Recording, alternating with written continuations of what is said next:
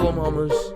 Aw, you thought you were you thought you were coming here today for some nice lighthearted entertainment, for some good humored chuckles to carry you through your week.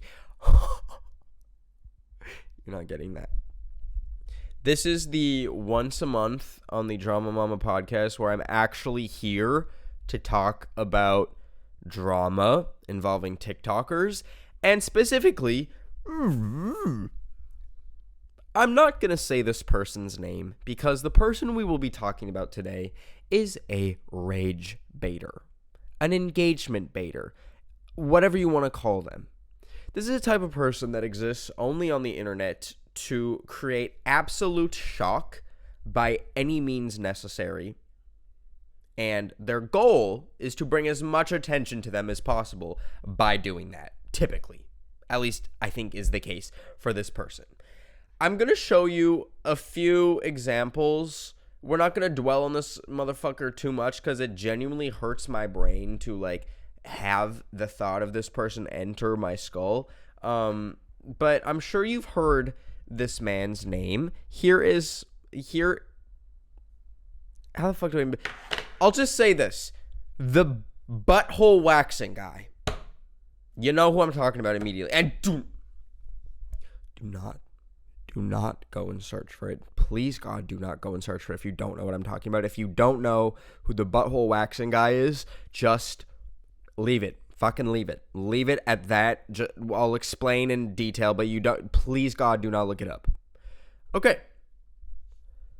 So, the first time that I came across this man's content was, I want to say a year and a half ago. He made all his TikToks would start with these insane out of pocket hooks, and in researching this video, I thought he was done with that shit. I thought that was just a one-off thing. No, this is from 2 months ago. This is how he starts his videos. I'm just gonna scroll through 4 random videos. Conservative Muslim. I'm identifying as a conservative Muslim woman in the Middle East today because it's literally so cold and windy where my oriental 2-inch wee-wee is an eighth of Drake's black on a good day. And so my cat's tight hole is something I absolutely love to fill up because obviously I'm a slave. A daddy is something that I haven't had since I was 7 years old, and my dad dropped.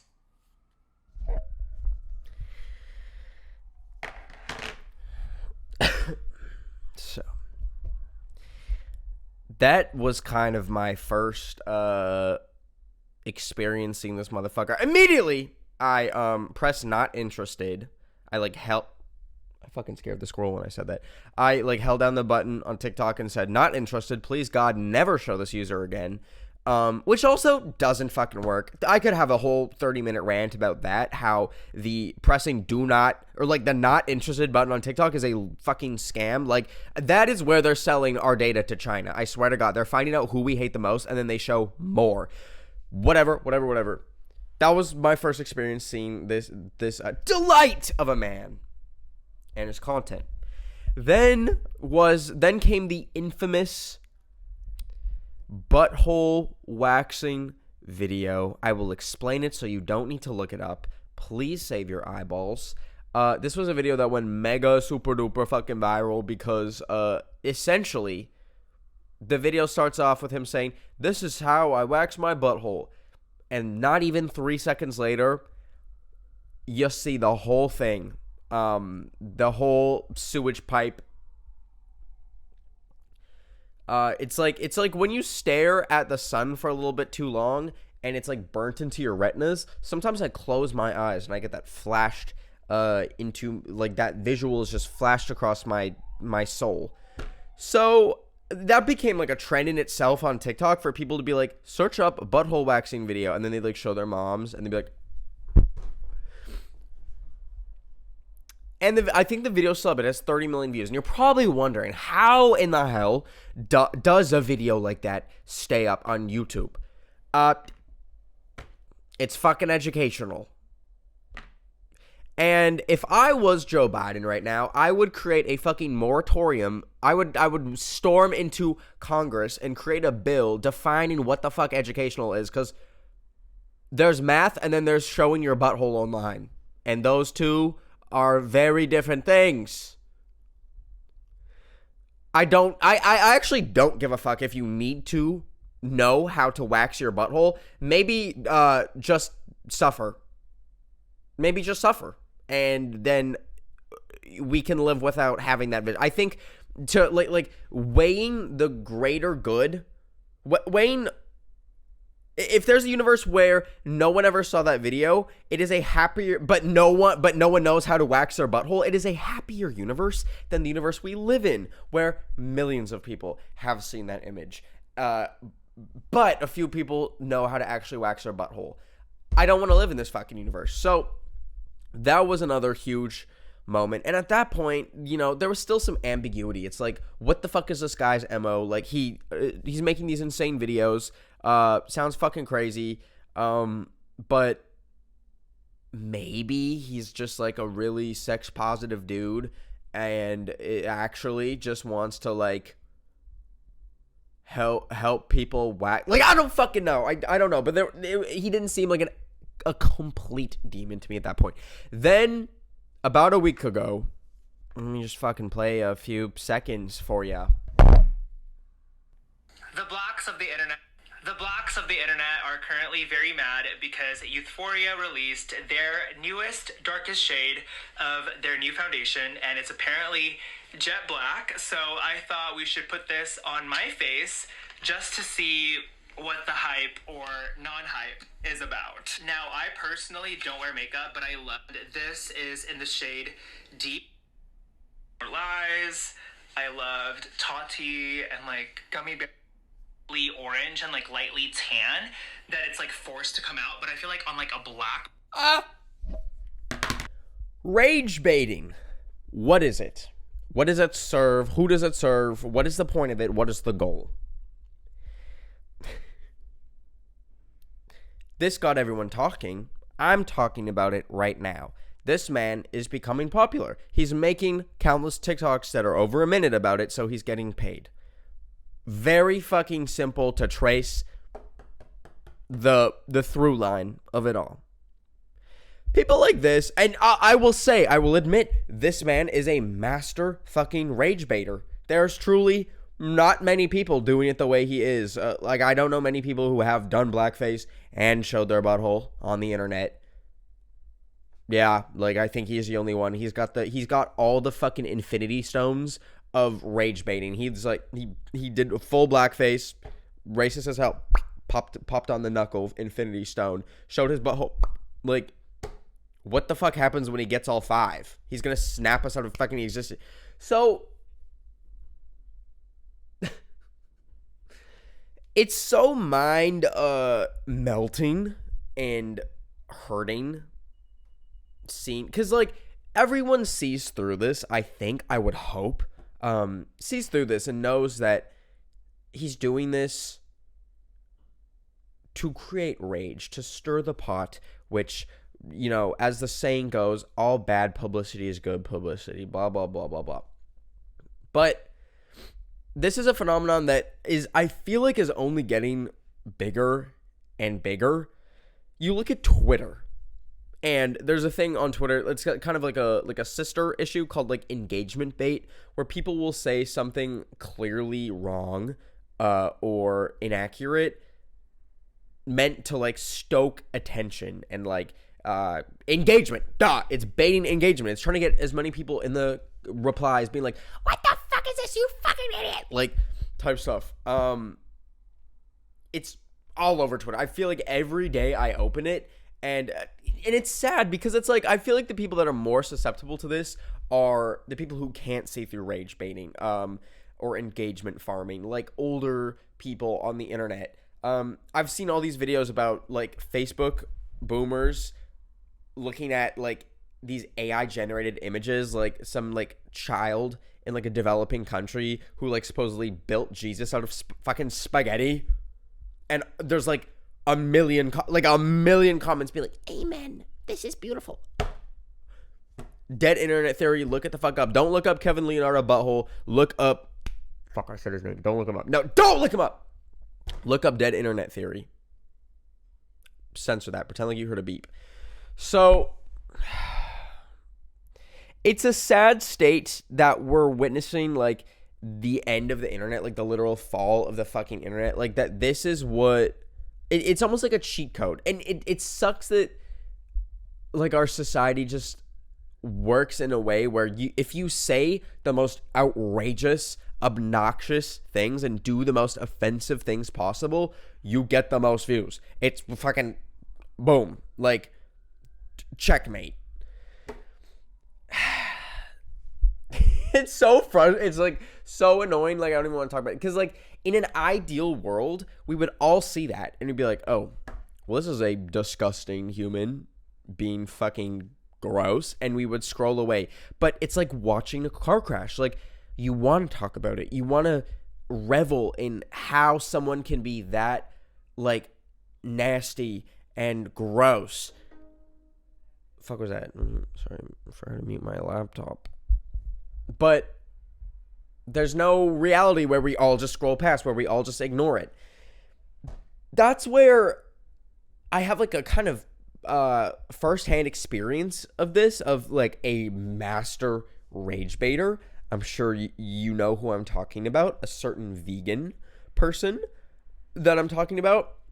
She was an excellent rage baiter. So she wasn't really doing it for monetary gain. As far as I know, like, she wasn't making really any money from her content or just, like, anything that she was doing online. She was rage baiting to kind of drive home her message and her,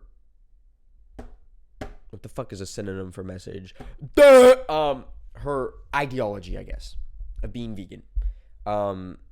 The way she did it, fucking crazy way to do it. So what she would do is almost similar to this man that I named once and fucking am not naming again. She would make videos and attach herself to like other YouTubers, or she would talk about, like, racism. I think she has, like, videos, like, talking about, like, Hitler, fucking, I'm not trying to get demonetized, so I'm not gonna say his name. She'd make videos talking about him being like, was he vegan? Like, just, like, these outlandish titles. And obviously, like, the more outrageous things she said, the more clicks she would get. So, and then the more clicks she would get, the more, I think she saw it, like, the more opportunities to spread, like, the message of veganism. And the whole reason why I made the documentary that I did was because I wanted to break the connection in people's brains between veganism and her fucking type of veganism. I wanted to show people that, like, yes, it's good to eat plant-based, and you should, in my opinion, eat as plant-based as possible. But people like her, who are such a small, tiny outlier of vegans, ruin it for everyone else. And I went in just wanting to kind of portray her as she was, and she ended up being, like, exactly how I kind of thought she would be, like, a fucking rage baiter. So, like, wasn't any surprises there. But these people come in, like, different forms, and albeit the vegan woman that we're talking about, she never went to the extent of this man. She, like, thank fucking God. But I feel like a new rage baiter drops every, like, 2 years, and it's like, who the fuck are we gonna get in 2026? Like, 2020, in the early 2020s, we had the vegan. Now we have this guy. What the fuck are we gonna have in 2026? We're gonna have, like, someone, like, literally, like, microwaving babies for content and for views. Like, I'm truly scared, because, and obviously, if you're in this guy's position, you can only, I mean, I don't know how crazy you can get, but he has to outdo himself each and every time. So, like, when I first came across his content, it was obviously crazy and outlandish things that he was saying. Then, boom, big fucking step up, showing your butthole, obviously. And I was like, okay, like, does it get worse than that? I don't think it does. I don't think it can. Oh, but it fucking could. It fucking could. Doing like a fucking 3-for-1. Like this was like the Dove 5-in-1 shampoos of being racist. Like blackface, calling black people, you fucking heard. And then like just countless other things. I don't even want to like give it, like put him in my brain any longer, but like his fucking profile picture is him in a stop. I fucking hate TikTok. Why the fuck does this? It just keeps playing noise. Sorry, I sound like a 80-year-old person like using an iPhone. Like it just keeps making noise. This is his profile picture, just him in a do-rag. Awesome, great. So, like, I don't know, like, how much, like, where do you go from there? And I'm scared, like, I'm saying that out of fear. Where the fuck do you go from there? Because he's gonna go lower somehow, and then we're gonna get someone, and then when he can't get lower, we'll find someone who can. And that's the state of the internet right now. We used to log on and just watch like Minecraft videos, or people would watch like makeup tutorials. Now we have grown men doing blackface to get TikTok creativity program money, and we have and then they show their butthole as a treat. So the internet is in a really good place right now. It's never been a more fun time to be online.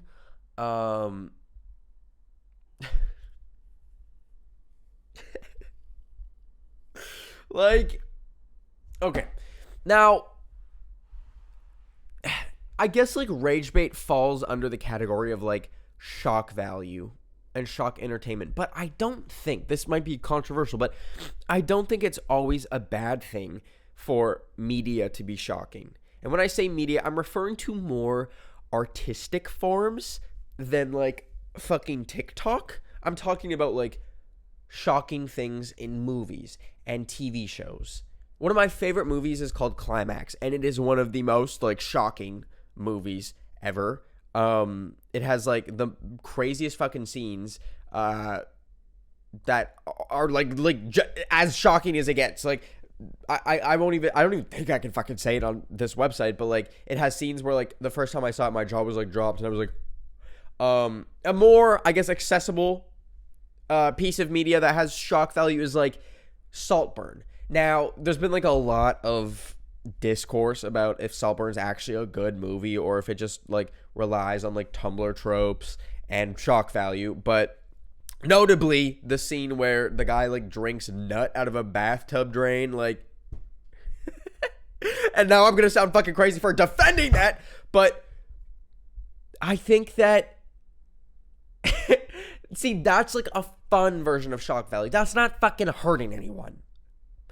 There can be shock value that is not offending an entire race or scarring people by seeing a real life fucking butthole. Like, there is shock value that can exist in movies and music and TV shows that can be harmless and fun, where it's like, but then you're like, ah! It's like, hey, you see Saltburn? You see that scene where the guy slurped up the sperm out of the bathtub like it was boba?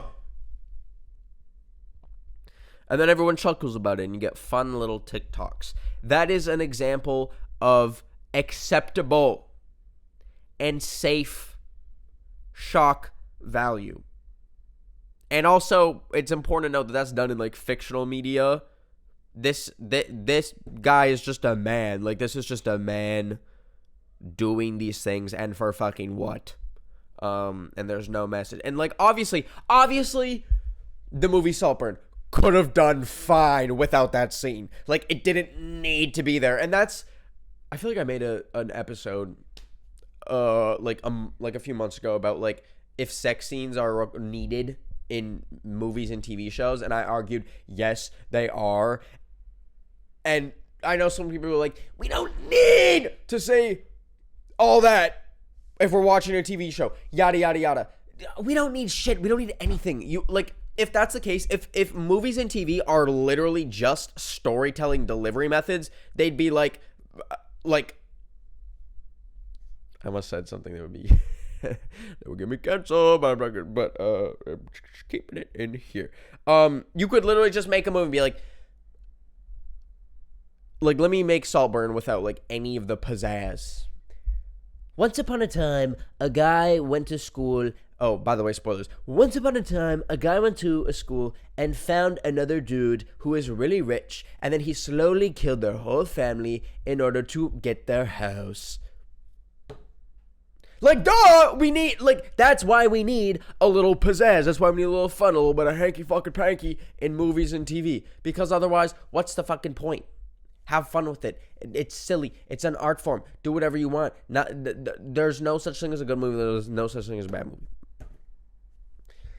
But there is such a thing as a bad fucking TikTok, like an objectively bad TikTok and an objectively bad TikToker. And it's this man. People like him drive me fucking crazy because I get you want to make a bag off the internet. I get you're an attention whore and you want followers and you want to see the little M next to whatever number of millions of views you get on TikTok, blah, blah, blah. I fucking get it. But don't do it in a way that is actively harming people, that is actively offensive and just gross. Like pure fucking gross. Once again, I don't fucking care that it's an educational video. Like, no. How many people do you think watched, out of like the 30 million people that saw his butthole, how many people do you think were like, oh, I think I just learned a new skill, and then went home and waxed their butthole with their new fucking knowledge, with their new education? Fucking no one. Open the schools. Open the universities.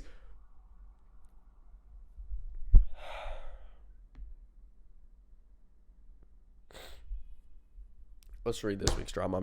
I'm done. All right, this week's drama comes from Jara J. If you want to submit your drama, please, on the YouTube video version of this podcast, comment it down below, just 1 or 2 sentences. Keep it short, keep it sweet. We all got places to go, we got jobs, we got school to attend, like fuck. But please just drop down below and I'll give you the best advice that I possibly can.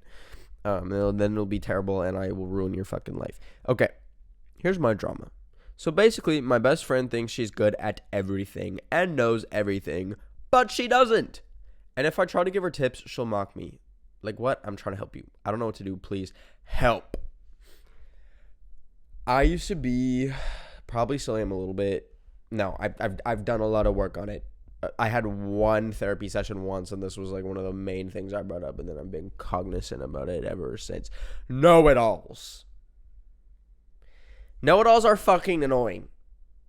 Being a know-it-all, I think when I was like in my fucking extreme know-it-all phase, I would just whip out these little facts that for no reason, like any time there was any conversation or discussion and I had some upper hand because I knew some like little fucking factoid, I just had to say it out there because I thought, oh, I will say this, and then people will think I'm so smart and I'm so well studied, and I would fucking eat at trivia. But no, that's actually not. That's actually not what people think. It's fucking annoying to be a know-it-all.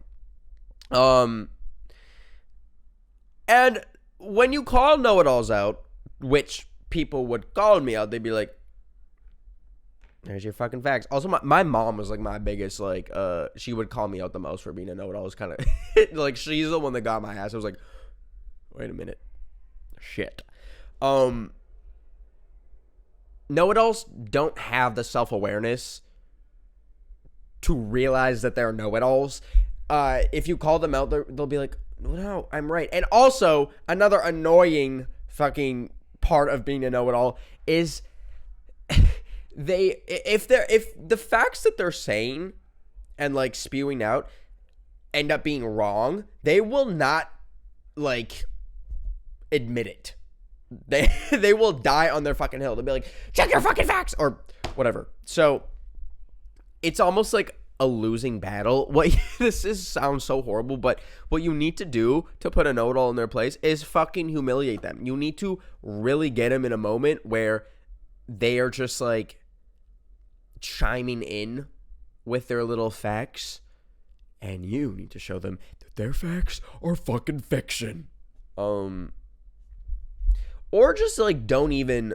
Another way, kind of similar to rage baiters, is just don't give them attention. Like, next time they just incessantly chime in with something out of nowhere, if you're like, I like apples, and they're like, well, apples cause cancer, just give them the stinkiest fucking eye that you possibly can and ignore them. And do that every time that they, like, whip out some, like, dumbass fact. It might seem rude at first, but they will eventually it'll Pavlov their brain, because whatever made them start being know-it-alls and always having to like whip out a random fact, that'll start to reverse in their head, because they'll realize, wait, I'm not getting social approval and brownie points for knowing this fact every time I say it. What the fuck, and then they'll stop. So either humiliate them or just ignore them. One of the two. Or both. I don't know. I hope you have a good week. And I'll see you later, my sweet mamas. Hope you're doing well. Also, please, if you can, donate to Palestine. I'm part of Creators for Palestine, and we are trying to get to our goal of $750K, as in $1,000, because we're going to be doing a really cool creator charity stream. Once we hit that goal, and we're really close. We're at like 630K. So please, if you can, donate. The link will be in the description. I love y'all so much. Take care. Bye, Mom.